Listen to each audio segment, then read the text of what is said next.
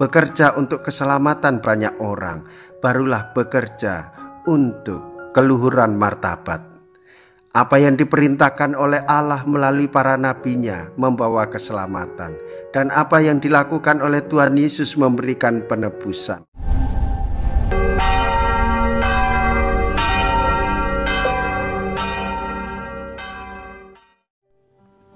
Saudara-saudariku yang terkasih, hari ini Minggu 1 Oktober 2023. Saya Romo Siga dari Paroki Santo Yusuf, Surabaya.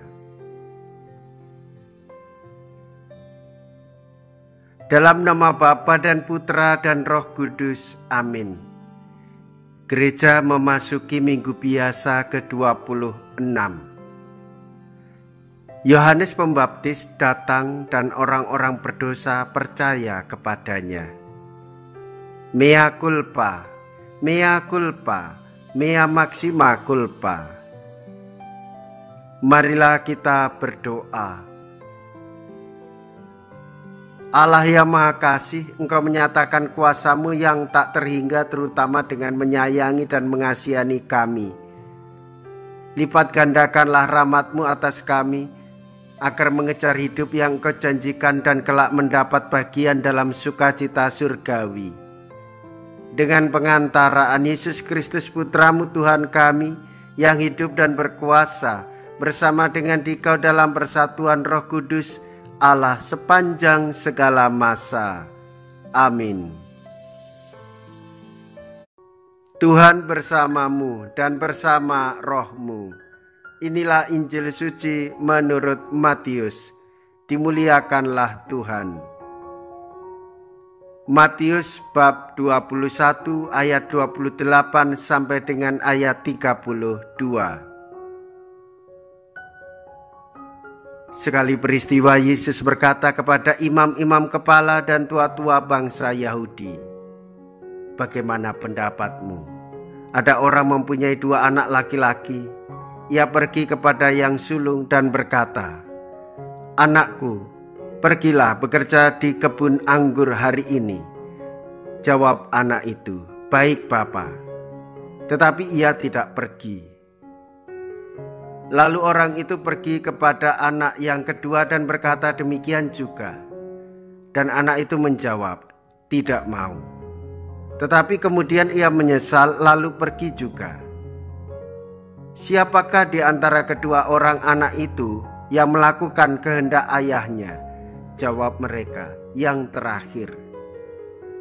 Maka berkatalah Yesus kepada mereka, 'Aku berkata kepadamu, sesungguhnya pemungut-pemungut cukai dan para pelacur akan mendahului kamu masuk ke dalam kerajaan Allah. Sebab Yohanes datang untuk menunjukkan jalan kebenaran kepadamu, dan kamu tidak percaya kepadanya. Tetapi pemungut-pemungut cukai dan para pelacur percaya kepadanya.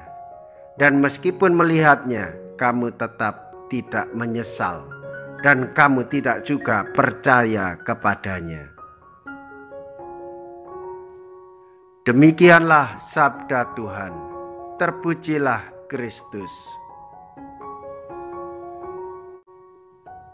Saudara-saudariku yang terkasih, Yohanes Pembaptis adalah seorang nabi besar. Ia membawa pertobatan bagi orang-orang supaya percaya kepada Allah, supaya membebaskan diri dari belenggu dosa,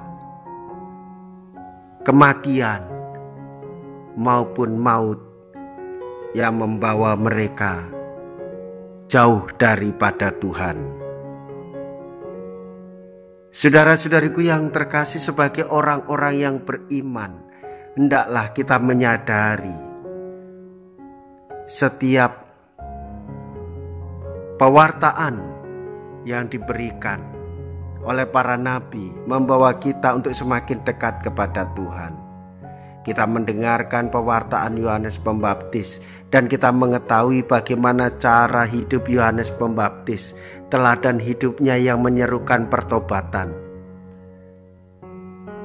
Bagi kita sebenarnya, saudara-saudariku yang terkasih, seruan para nabi ini membawa kita untuk semakin dekat dengan Tuhan.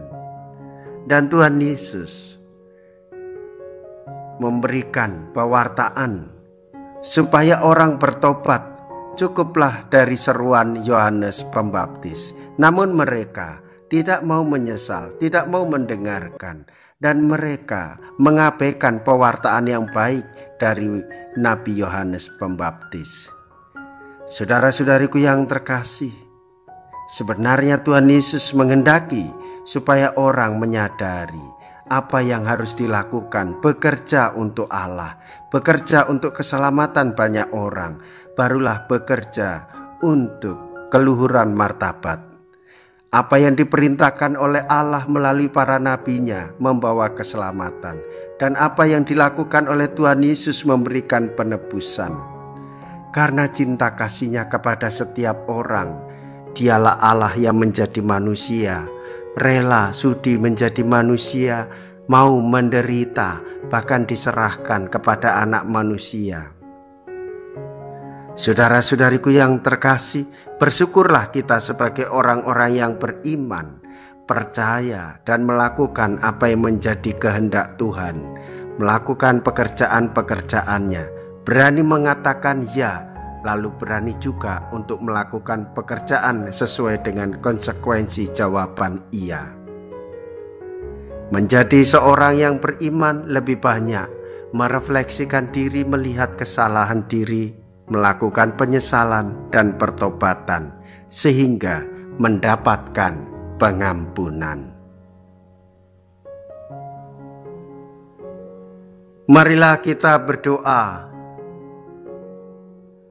Allah Bapa yang Maha Kasih dan Maha Pengampun, semoga perjamuan surgawi ini memulihkan badan dan jiwa kami. Semoga kami yang ikut serta dalam kenangan akan sengsara dan wafat putramu menjadi ahli waris bersama Dia dalam kemuliaan, dengan pengantaraan Kristus Tuhan kami yang hidup dan berkuasa sepanjang segala masa.